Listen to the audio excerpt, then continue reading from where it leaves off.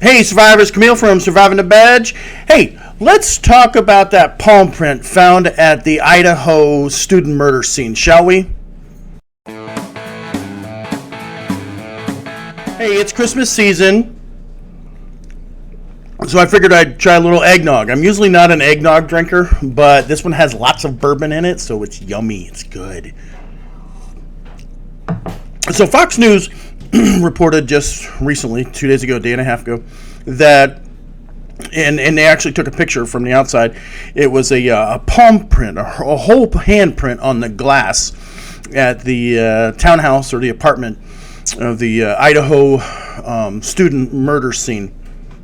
And that got me thinking, maybe I should explain some reality of what's going on with this scene. Everybody's like, why is it taking so long? Oh my God, why don't they have... It's not the CSI that you see on TV. And actually, it's called the CSI Effect. When people expect the scene to be wrapped up in an hour, hey, we should have a perp walk going, right there, because that's how long it should take. 30 minutes, an hour, no longer than that. That's not the reality of what's going on here, especially with such a bad scene like this. In the area where I live, there was a scene several years ago where 6 people were beat to death with baseball bats, and they killed the dog also. And crime scene investigators were in there a good 3 weeks to a month just processing all of the amount of evidence there. Luckily, that guy's on death row now, and it was solved. So let's talk about different things regarding fingerprints, and we can do another thing on DNA later. But fingerprints. So the fingerprint or the handprint on the outside of the window at this apartment or townhouse, all that really shows is whoever that belongs to was there. We don't know when they were there. We don't know who it belongs to. They may know by now. But it doesn't necessarily solve the case. It's intriguing, it's exciting, and all that. But let's dive into fingerprints and handprints. So I was a detective, 15 years, did a lot of crime scene work myself, and I should have had the nickname of smudges and smears, because that's the vast majority of all the fingerprints you're going to get at a crime scene. You're going to get a smudge, a smear, not a great print. On the other hand, there are times when you will get a good quality print from a crime scene. And it's beautiful. You send it in, the examiner, they're going to look for great minutia points, end ridges. Fingerprints are friction skin on the fingers. And it stops and starts, has islands, all kinds of this minutia. And that's what the examiner, the fingerprint examiner, is going to look at to see if it's a good quality print. Now, if it's a good quality print, and there's several of these minutia points that the examiner can identify, they're going to put it in a system called Aphis. Aphis stands for the Automated Fingerprint Identification System. Now, Aphis, it's not like the movies where it comes up flashing, match, match, match. No, it's not that at all. When the fingerprint examiner takes the fingerprint from the scene, the lift print from the scene, and finds the minutia points that will hopefully identify a suspect, they will put that in, and it goes into a logarithm, and it searches millions of fingerprints, and it narrows down the selection. It doesn't make a match. It narrows down a selection, 6, 10, whatever, and then the examiner will look at those and say, nope, that's not him, nope, that's not them, nope, that's not them. Oh, wait, this one's close.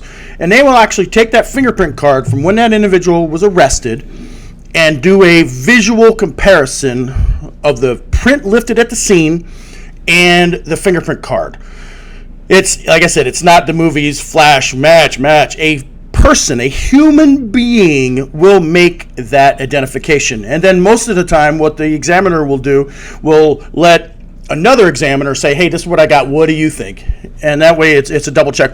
I don't believe we're in a position yet in this country, maybe even the world, to let a computer put us on death row, make that decision to put somebody on death row. It's still in the hands of an individual. And that is a good quality Aphis print. What it does is it makes it easier for the examiner. Now, the individual has to be in the system. If the person's not in the system, then it's just going to hang out there and and just sit there until maybe somebody's arrested later. So they have to be in the system for the Aphis to make a possible match, make it easier for the examiner. And the examiner is just, it takes and narrows down tens of thousands of fingerprints into a handful. Unfortunately, most fingerprints are, like I said before, smudgings and smears, partials, palm prints, things like that. And when you have that, and there's not a lot of good minutia points for the examiner, then it's a lot harder for us to make an identification. What the detectives have to do is they have to come up with a suspect. Oh yeah, this person was hanging out in the area, there was threats. All right, well, let's let this person look them up. Yep, their fingerprints are in the system. Grab those fingerprints, send them to the examiner, say, hey, we think that maybe this person, this Bobby Smith, is our guy. Can you check the lift prints from there? And that's a little old school way of doing it. But without using Aphis, you have to make an identification of a suspect to match them to. Now, what they're also doing is this apartment, this place where all these students were living, just like my son's house. He lives in a college house, and there's people in and out, and parties and all this. So what the detectives are doing, if they haven't completed this already, they're going to do what's called elimination prints. And they're going to take prints from the victims, the living remaining roommates, anybody who's ever been in that house, anybody who's come and gone, anybody who's been at a party there, and they're going to collect those fingerprints from that scene and hopefully eliminate and leave a single source or a single set of fingerprints that don't belong to anybody that we know have been in the house. And that's how we narrow down to get a suspect, and that's the suspect's prints, we hope. When you look at the picture of the palm print, when I was a detective, our agency, our county, was collecting palm prints, but there was not a palm print system like the Aphis system. The FBI runs what's called the National Palm Print System, NPPS, and it's a collection of palm prints. And about a third of all crime scenes have palm prints. I used to get palm prints all the time, especially on the windowsill. People would come through the window and put their hands on the windowsill. We'd catch palm prints that way. But it wasn't a system. We'd have to, again, identify a suspect and say, hey, can you check these prints for this known prints for our lifts here? It's nice that there is actually a palm print system.